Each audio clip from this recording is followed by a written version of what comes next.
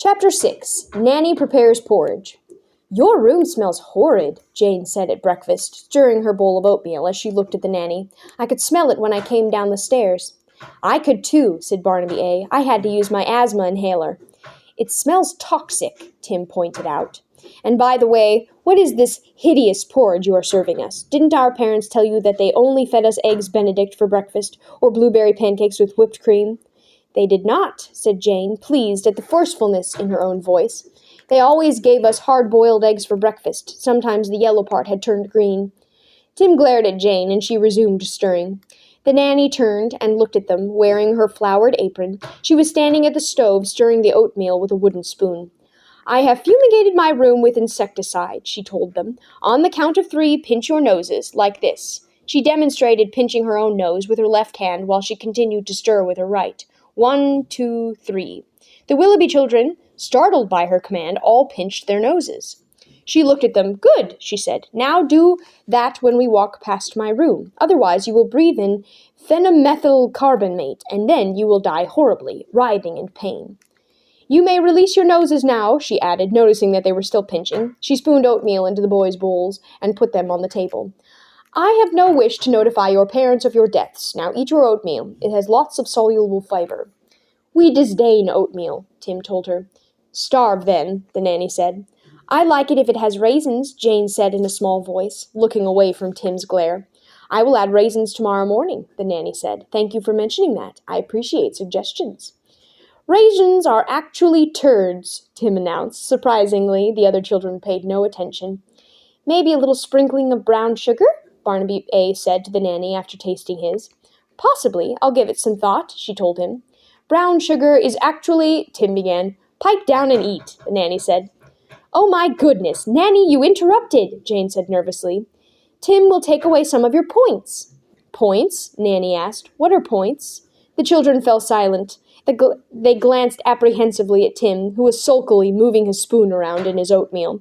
"Well," Barnaby A. began, "we each start out in the morning with 50 points. Then Tim takes points away if we interrupt." "Or whine," Jane added. "Or argue, or obfuscate, or dawdle, or I forget the rest," Barnaby B. said. "What happens at the end of the day after the points are all tallied?" Nanny asked with interest. "Winner gets hot water in the bathtub," Jane said, "and losers have to use the leftover water. It's cold by then, it has soap scum." She gave a little shudder. "Winner stays up as late as he wants," Barnaby A. added. "Losers go to bed at 7. "I can't read in bed," Barnaby B. added sadly. "Also," Jane began to say, "the winner—" Nanny held up her hand in a stop gesture. "I know all I need to know," she announced. "You each started out this morning with 50 points?" The children nodded. "Have you lost any yet?" "Yes," Jane said. "I lost 4 points for yawning when I woke up. It was bad form." "I lost 9 for being a weakling and using my asthma inhaler," Barnaby A. said. "I broke my shoelace," his twin added. "That was 5 points off for clumsiness." "Look at your bowls," Nanny commanded. They all did. Surprisingly, 3 of the bowls were empty. 3 of you have eaten all of your oatmeal, and so I am giving you 3 each, 20 extra points. "You," she said, glaring at Tim, "are deducting 20 points for not even tasting yours." Hastily, Tim took a bite of oatmeal. She relented. "All right," she told him. "You may have 5 points back, and the rest if you finish it." Tim frowned and began to eat. Chapter 7. The Melancholy Tycoon. Let us turn our attention now to a mansion some distance away from the Willoughbys' tall, thin house. This is the Melinoff mansion, on the porch of which the Willoughby children had not long ago left a baby in a basket. Mr. Melinoff, called Commander Melinoff for no particular reason except that he liked the sound of it, lived in squalor. Squalor is a situation in which there is moldy food in the refrigerator, mouse droppings are everywhere, the waste baskets are overflowing because they have not been emptied in weeks, and the washing machine stopped working months before, wet clothes within becoming moldy, but a repairman has never been summoned. There is a very bad smell to squalor. Squalor has nothing to do with money. Squalor happens when people are sad, and Commander Melinoff was very sad.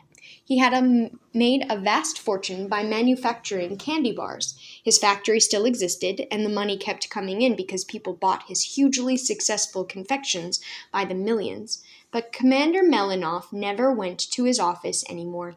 He stayed in his squalorous mansion, where he moped and sulked. He scowled as he ate his stale toast each morning, and he whimpered into his unheated canned soup at lunch. Each evening he dropped tears onto the pizza that was delivered to his porch by prearrangement, and each night he went to bed between his unwashed sheets and sobbed into his stained pillow. His mustache, once bristly and important-looking, was now dingy from grime and stiff from dried-up nose drippings. He was sad because he had lost his wife. He had not actually been very fond of her, but it was sad nonetheless to be wifeless. She had been a dull but tidy and meticulous lady who had kept the house in perfect, almost too perfect order. The commander's true, deep, unending sadness was because he had lost his only child, a small boy, while mother and son had been enjoying, without him, what had promised to be a lovely holiday. Their private railroad car had been buried by an avalanche near an alpine village 6 years before, and crews of workers had been digging ever since through the towering piles of snow, but had not yet uncovered the wreckage. For a long time, Commander Melinoff had received a daily message about the progress of the search.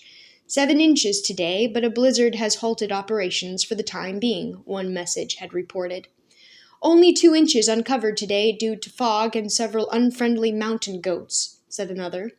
The messages had come daily for a long time, then less frequently, but even now, after 6 years, were still slipped occasionally through the mail slot in his front door. He had stopped reading them years before. Each morning that a piece of mail with a Swiss postage stamp arrived, he whimpered, picked it up, and added it, unopened, to the stack in the corner that now reached an alarming height and had in places been shredded by mice making nests.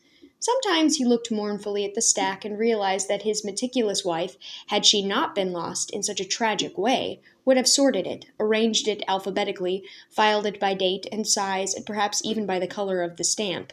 It made him nostalgic to think about how organized he found that he could not recall her name, had been. But enough about sadness. Something had happened, and now Commander Melinoff's life, surprisingly, was about to change. One morning, when he plodded into the hall to pick up the mail, he heard a sound from the porch.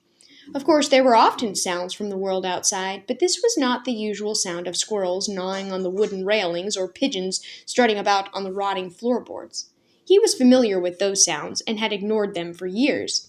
This sound was different. It was a piteous wail.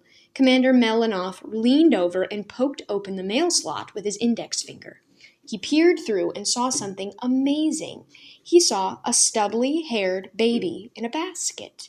The baby, startled out of her pitiful wailing by the sound of the brass flap to the mail slot opening, looked up and saw a thick, dirty mustache, and above it, a tear-filled eye gazing down at her in surprise.